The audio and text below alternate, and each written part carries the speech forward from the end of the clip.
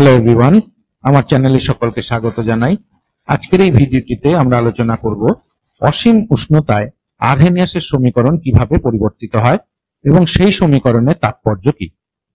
তাহলে চলো শুরু করা যাক। অ্যাকচুয়ালি এইরকম ধরনের একটা কোশ্চেন আন্ডার গ্রাজুয়েট লেভেল এবং ক্লাস 12 লেভেলেও মাঝে মাঝে দেয়। কোশ্চেনটা হলো, how does the Arrhenius equation K equal two a into e to the power minus ea by rt look at t tends to infinite, mention its significance। অর্থাৎ আরহেনিয়াসের সমীকরণ যখন উষ্ণতা অসীম হয় তখন কিভাবে পরিবর্তিত হয় এবং সেই সমীকরণের তাৎপর্য কি। এই ভিডিওটিতে আমরা এই কোশ্চেনটারই অ্যান্সার করব।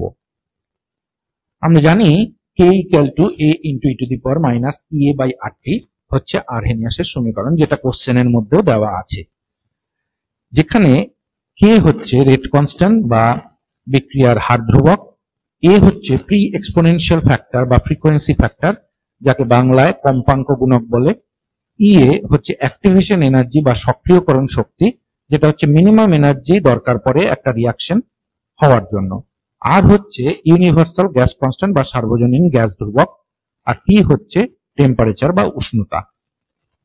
ঠিক আছে, এখন ফার্স্ট পার্টে বলেছে যে যদি টি টেন্ডস টু ইনফাইনাইট হয় তাহলে সমীকরণটা কিভাবে পরিবর্তিত হবে। দেখো, আমাদের এই সমীকরণের যেটা E to the power minus E A by R T term আছে এই জায়গাটায়, এখানে পাওয়ারে যেটা আছে সেটাতে আমরা যদি এই কন্ডিশন অ্যাপ্লাই করি, অর্থাৎ টি টেন্ডস টু ইনফাইনাইট অ্যাপ্লাই করি, তাহলে এখানে দেখো টিটা আছে কোথায়, হরে, ডিনোমিনেটরে। তাহলে এইখানে যদি ইনফাইনাইট মান বসাই তাহলে minus E A by R T টার্মটার ভ্যালু দাঁড়িয়ে যাচ্ছে 0। এই ভ্যালুটা যদি আমি এই ইকুয়েশনে বসাই তাহলে কিরকম দেখতে হচ্ছে, K equal to A into E to the power 0। আমরা জানি যে কোনো সংখ্যার পাওয়ারে 0 থাকা মানে আমরা সেটাকে 1 ধরবো। ঠিক আছে, তাহলে ইকুয়েশনটা কিরকম ভাবে চেঞ্জ হচ্ছে, কে ইকুয়াল টু এ, অর্থাৎ বিক্রিয়ার হার ধ্রুবক বা রেট কনস্ট্যান্ট বিক্রিয়ার প্রি এক্সপোনেনশিয়াল ফ্যাক্টর বা ফ্রিকোয়েন্সি ফ্যাক্টরের সঙ্গে সমান হয়ে যাচ্ছে। এইটাই হচ্ছে প্রথম পার্টের উত্তর। এবার আমরা দ্বিতীয় অংশের উত্তর করি, অর্থাৎ এই সমীকরণটার তাৎপর্য কি। প্রথমে হচ্ছে ম্যাক্সিমাম পসিবল রেট, অর্থাৎ বাংলা করলে হয় যে আমরা বিক্রিয়ার গতিবেগ সর্বোচ্চ পাবো। কেন পাবো, দেখো এই সমীকরণটার দিকে তাকাও। এইখানে আছে কি E to the power minus E A by R টি।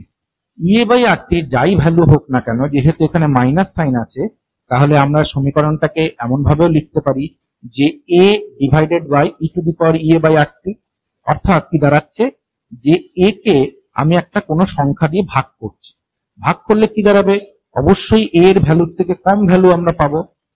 সাধারণত আমরা কি পাই, রেট কনস্ট্যান্ট বা বিক্রিয়ার হার ধ্রুবকের ভ্যালু এর থেকে কম পাই, কিন্তু এখানে কি দাঁড়াচ্ছে, কে ইকুয়াল টু এ, অর্থাৎ এই এ যে ভ্যালুটা হচ্ছে রেট কনস্ট্যান্টের সর্বোচ্চ ভ্যালু ইন্ডিকেট করছে এটা, এর থেকে বেশি আর রেট কনস্ট্যান্টের ভ্যালু হতে পারে না।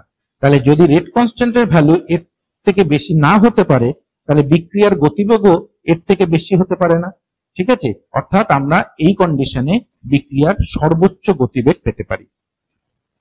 2 নম্বর কি, আমরা যে ইকুয়েশনটা পেয়েছি সেটা হচ্ছে কে ইকুয়াল টু এ, অর্থাৎ E to the power minus E A by R T টার্মটা ভ্যানিশ হয়ে গেছে, আর ওইখানে কি ছিল, ইএ টার্ম, সক্রিয়করণ শক্তি। ফলে সক্রিয়করণ শক্তিও আর ইকুয়েশনের মধ্যে নেই। এর মানে কি দাঁড়াচ্ছে, এর মানে দাঁড়াচ্ছে যে বিক্রিয়ার মধ্যে সক্রিয়করণ শক্তির আর কোনো বাধা নেই।